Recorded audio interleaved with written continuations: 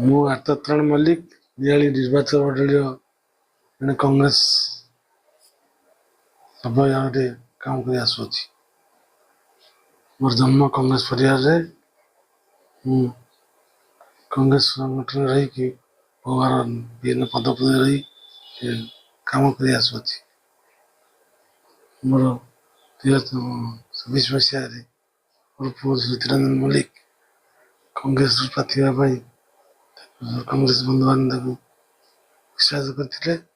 ସେ ସେଥିପାଇଁ କଂଗ୍ରେସ ପ୍ରାର୍ଥୀ ହେବା ନିମିତ୍ତ ମନୋବଳି ଥିଲା, ବୁଲାବୁଲି କରୁଥିଲା ଏବଂ ସମିତି କରିକି ଲୋକଙ୍କ ଦ୍ୱାରା ଆଦୃତ ହୋଇଥିଲା।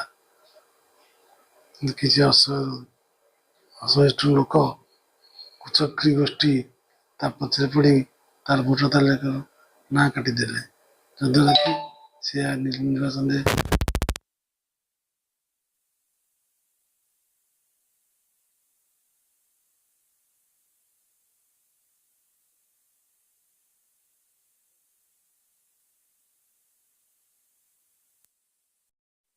ଅବତୀର୍ଣ୍ଣ ମନ ବଳିଲେ ଏବଂ ତାଙ୍କୁ ପ୍ରାର୍ଥୀ ମଧ୍ୟ ସେ ଦାୟିତ୍ୱ ଗ୍ରହଣ କରିଛି। ସେ ବର୍ତ୍ତମାନ ନିର୍ବାଚନରେ ପ୍ରତିଦ୍ୱନ୍ଦ୍ୱିତା କରୁଛନ୍ତି ଆଉ ସେ ସଂକଳ୍ପ ନେଇଛନ୍ତି ନିଆଳି ନିର୍ବାଚନ ମଣ୍ଡଳୀରୁ ଅନୀତି, ଦୁର୍ନୀତି, ଭ୍ରଷ୍ଟାଚାର, ବିଚାର ହଟାଇବା ପର୍ଯ୍ୟନ୍ତ ଶାନ୍ତିରେ ବସିପାରିବେ ନାହିଁ।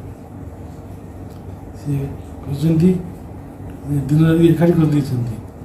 ମୁଁ ନିଆଳିକି ଶାନ୍ତ ସରଳ